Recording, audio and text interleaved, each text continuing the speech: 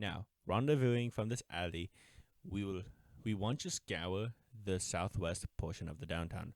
I'm sure we may be able to stop the ambush before they get there. And well, an eavesdropper, or have you just suddenly decided to wake up? Granted, it's difficult to tell the time in such a dark facility as ours. Well, now that you're awake, I'll be handling this one. Agents, if you wouldn't mind leaving us on our own, lonesome for a few minutes. Now.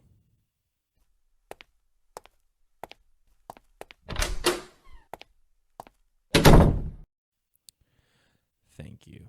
Now, back to you. My, you're looking a little worse for wear, aren't you? You could say the same for me.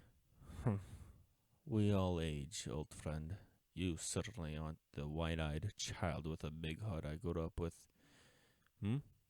Maybe. Just maybe. I just look better for my age than you do.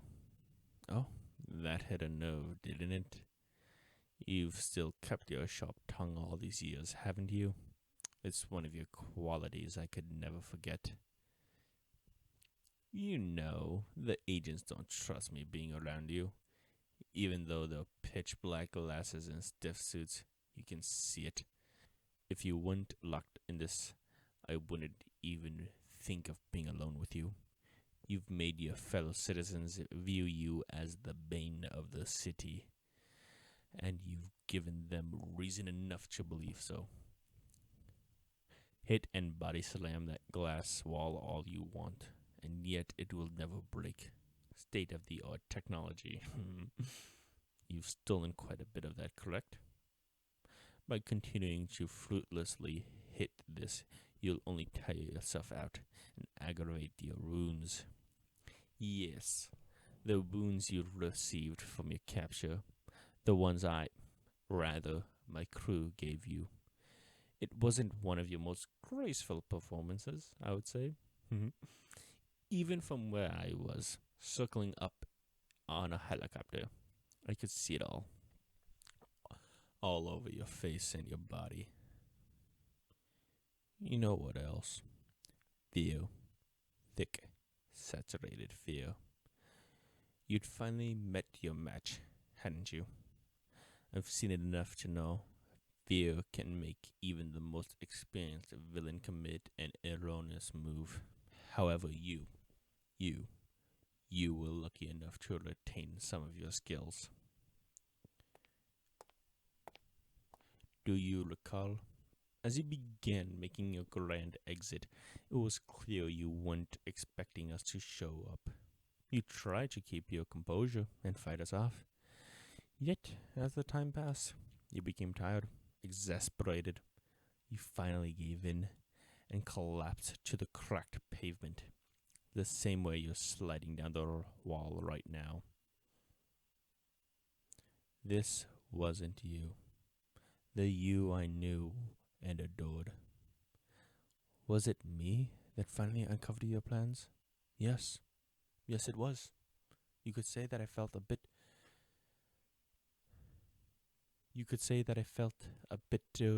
tangle of both satisfaction and remorse.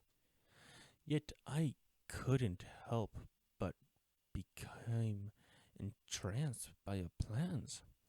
They were so intricate and intimate, and it was like I was seeing something meant for someone else.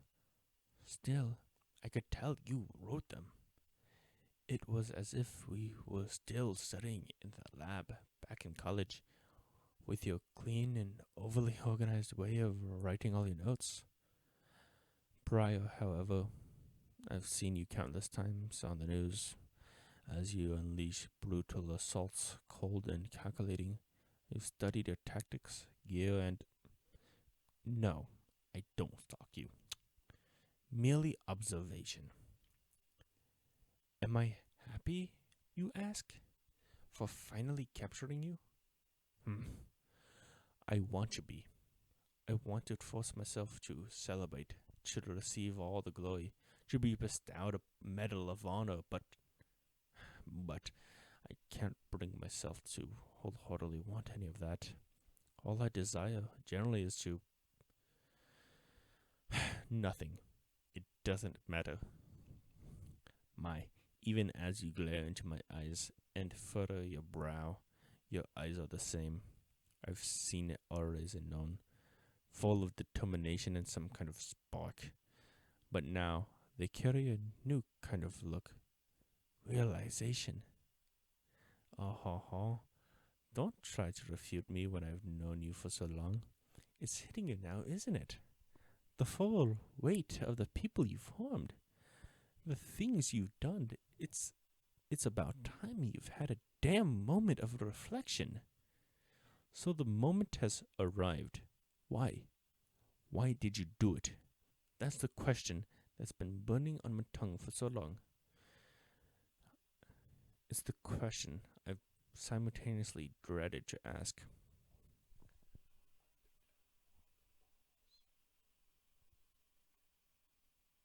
I see.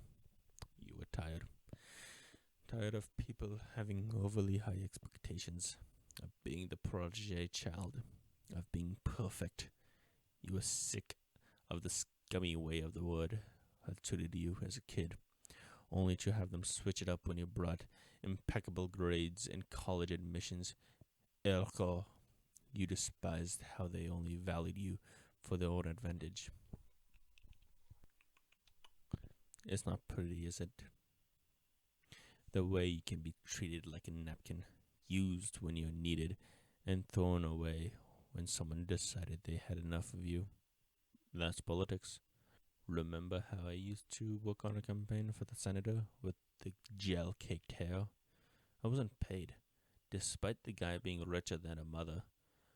I moved to state offices all alone, and the stress was horrible. I wanted to serve the public with all my heart and soul, but they hated me for it. Once I made it here, I was weary and battered, as if I'd fought numerous wars. But I made the promise to remember the wrongs that had been committed against me and prevent them from happening to others, not to worsen what was wrong with the world. I I wish you would have done the same thing, but it's never too late to reverse your misdeeds, and no one needs to go through it alone. I want you. Yeah, yes, I'll spit it out if you let me. I want to help you. I want to be by your side as you mend your errors and pick up the pieces of your life. Only, I wish I could have been there sooner for you. I, I, what? No, I never said that I wanted to be with you or anything. No, no, no. Don't give me that smoke. You want to settle, for God's sake. You have nothing to sneer about. This is strictly a guidance offer. Come on, don't tell me you're pouting. My cheeks are not red. I wear this thick pantsuit all day. I'm bound to be hot. Now, I have business to take care of. The agents will come back in soon enough to check on your wounds. Be good for them and me, alright? From now on, consider this the beginning of your long new chapter.